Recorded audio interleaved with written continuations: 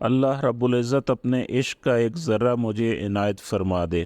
ایک مرتبہ حضرت عیسیٰ علیہ السلام ایک ایسے نوجوان کے قریب سے گزرے جو باغ میں پانی لگا رہا تھا۔ اس نے آپ علیہ السلام سے کہا کہ بارگاہ الہی میں دعا فرمائیے کہ اللہ رب العزت اپنے عشق کا ایک ذرہ مجھے عنایت فرما دے۔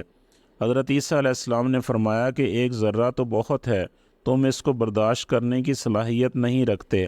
اس نے کہا کہ صرف نصف ذرہ ہی عطا فرما دے۔ اس پر حضرت عیسیٰ علیہ السلام نے پروردگار عالم سے دعا مانگی، یا اللہ اسے اپنے عشق کا نصف ذرہ مرحمت فرما دے۔ یہ دعا مانگنے کے بعد آپ وہاں سے تشریف لے گئے۔ کچھ عرصہ بعد پھر اسی راستہ سے آپ علیہ السلام کا گزر ہوا اور اس جوان کے بارے میں دریافت کیا تو لوگوں نے بتایا کہ وہ تو دیوانہ ہو گیا ہے اور پہاڑوں پر چلا گیا ہے۔ حضرت عیسیٰ علیہ السلام نے پروردگار عالم سے دعا مانگی، یا اللہ اس جوان سے میرا سامنا کر دے۔ پھر آپ علیہ السلام نے دیکھا کہ وہ جوان پہاڑ کی ایک چوٹی پر کھڑا ہو کر آسمان کی طرف دیکھے جا رہا ہے۔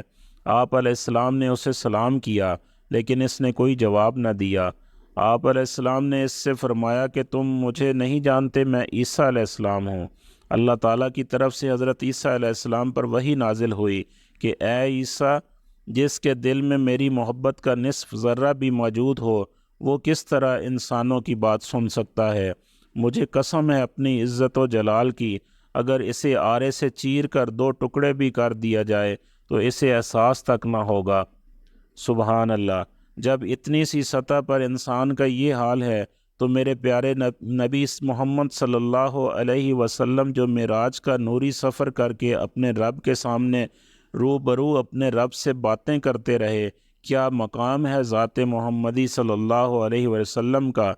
اپنے رب کی تجلیوں کو باقاعدہ محسوس کرتے ہوئے واپس تشریف بھی لائے اور پورے ہوش و حواس میں ایک نارمل زندگی گزارتے ہوئے اپنے نبوت کے منصب کو پورا کرتے ہوئے اپنے پیارے رب کے پاس پہنچ گئے۔ بے شک اللہ تعالیٰ نے نام محمد صلی اللہ علیہ وسلم کو بہت بڑا مقام عطا کیا ہے۔